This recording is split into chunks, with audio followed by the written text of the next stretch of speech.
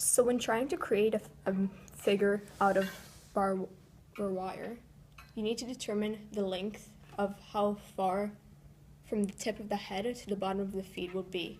So it would be approximately this length. And the first step you want to take is make the biggest fold of the body. The biggest fold of the body would be from the tip of the head to the leg. So you would go ahead and create one fold. This one fold would be from the tip of the head to the end of one leg. Take the edge of it, fold it around once, and begin to wrap the unfolded part of the wire around the stem of it. And after wrapping it around, you will go to around the one half of it. So you continue to wrap it around. Make sure the consistency of it is pretty evened out so that the barber wire has the same definition and the same width. Afterwards, you should get a result that looks something like this. Something that begins to look like a body. You have the tip of the head, which we would imagine over here, and the bottom of one leg here. From where one of the wires begins, you fold it to make another leg. This leg, try to make them at the same length as the other leg. So I would want this leg to fold somewhere along here, and I would fold it as I would want it. So it would be around here. So over here I have a body with one leg and one leg that appears to be very weak. So I would want to bring the wire around the main part of the body, preferably between the legs so it has something to hold upon, and try to make the leg stronger and sturdier by wrapping the wire again around the weaker leg. And I would bring it around in a very consistent manner so that it begins to form and define itself. And I would bring it around back to the body, as you guys see. This whole time you have to be careful that you're not poking anybody by the long piece that's being twisted round and round. After I bring the wire back to the main body, I wrap it around where a stomach begins to form. And I would stop it at approximately where I would want my arms to be. Here you have a body that begins to form again. You have the stomach somewhere here and the two legs. From about midway through from the head to the stomach, you would want your arms to begin. And you would say that the arms on a human body are a bit shorter than the legs. So I would want my arm to begin somewhere along here.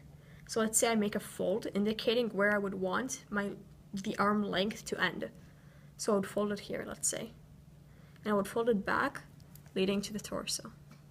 From here I would create the other arm, and again try to make them similar in length. So I would try to straighten this out just so it's easier to manipulate. And I would bring it here, and again I would fold it where I would want my other arm to begin. And after I bring this wire back, I have something that looks like this, with one edge sticking out. Again, as you can see, this isn't very steady, and I should attach it back to the body so it's easier to use. So I would bring the wire around the body and almost tie it around so that it holds the arms in place, as you guys can see. So I manipulate this and bring it up around as far as I want to make sure that the arms hold in place. And afterwards I have a sharp tip, and that's not very safe. So I would recommend putting it around the body as far as you can so that it doesn't stick out and prevent any harm. But you would take the other wire and attach the very tip of it along a very dominant part of the body. So over here, the shoulder offers a lot of room to work with, and you could support it along some of the wires that are already attached. So I would fix this wire along the shoulders, and I can intertwine it within the other wires to try to support it upon. So I would wrap it around so that I have something that the wire is attached to. Again, you might have the very tip of it sticking out, so I would very strongly encourage you to try to bend it inwards so that it is not sticking out and it is easier to work with.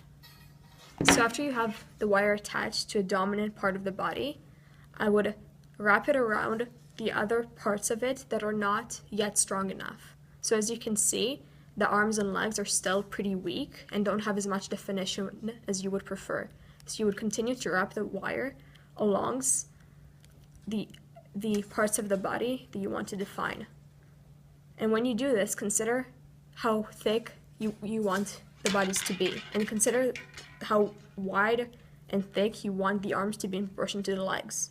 So when you do this, try to keep in mind what you want the final result to look like. I would recommend being consistent with the spaces you use while winding it, and keep in mind how much of the wire you have left. While you're doing this, try to be as careful as possible and prevent anybody near you from being hurt. So you continue to wrap it around and work your way around the whole body.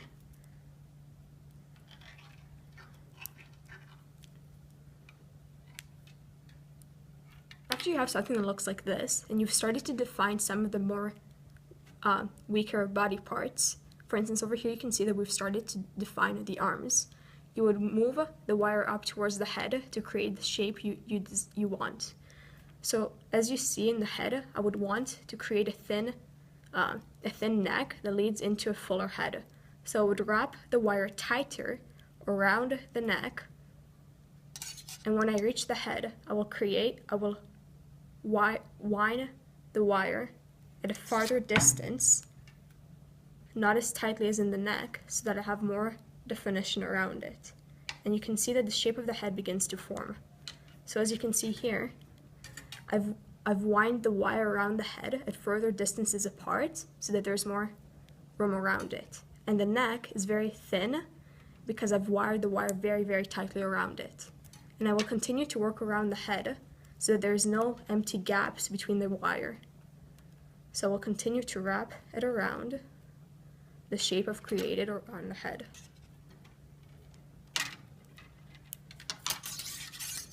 And continue to wire it around.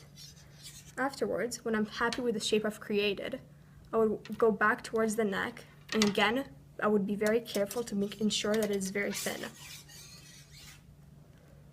And I would wrap it back around the body. I will continue to go downwards, because now, after doing the arms and legs, I would want to move downwards into the legs. I would want my legs to be approximately the same thickness as my arms. So I would begin to wrap my wire again against one of the legs.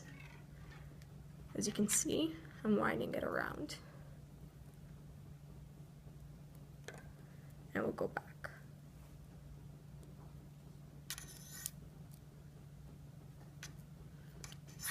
And I would go back towards the place where I've started in order to go back through the other leg. And I would again continue to wire it back along the other leg. Because your wires are somewhat of different lengths, your wire might end at a different point in the leg than mine. If it's not, try your best to make sure that the wire returns back to the main part of the body, so it's easier for you to attach it. But if you end up that your wire ends somewhere here and you can't bring it back to the body, don't worry and just try to attach it to another part of it. Try to be as careful as you can, use some of the tools provided. But try your best to make sure that the wire extends back towards the main part of the body. So you would wire it back towards one of the more dominant body parts. Afterwards, you will wrap it back around, and with the very tip of it that's left, try to attach it so that the tip of it again isn't sticking out. Be very careful when doing this, and it's very important that you try to attach this onto another part so that it's not sticking out, because it will make it look a lot neater and prevent any danger. So you would have something that looks like this.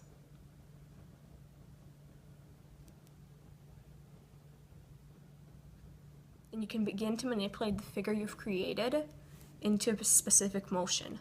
I would want her to be a dancer, for instance. So I would manipulate her around and form the shape that I would want her to be in.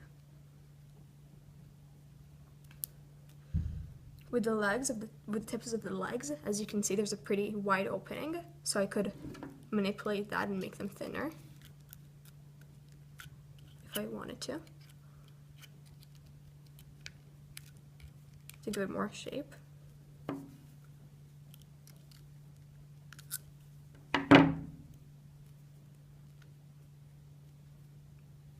And attach it onto something else.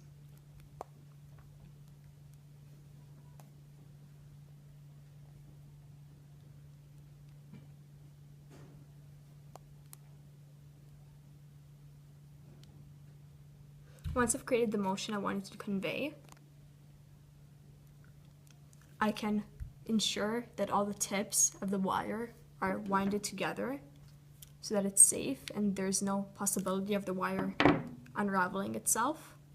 And I can inspect all I've done. And if you're not happy with the shape or motion you've created, the wire is pretty malleable and you could turn it back into the form you pleased and play around with it as much as you want to ensure the best results.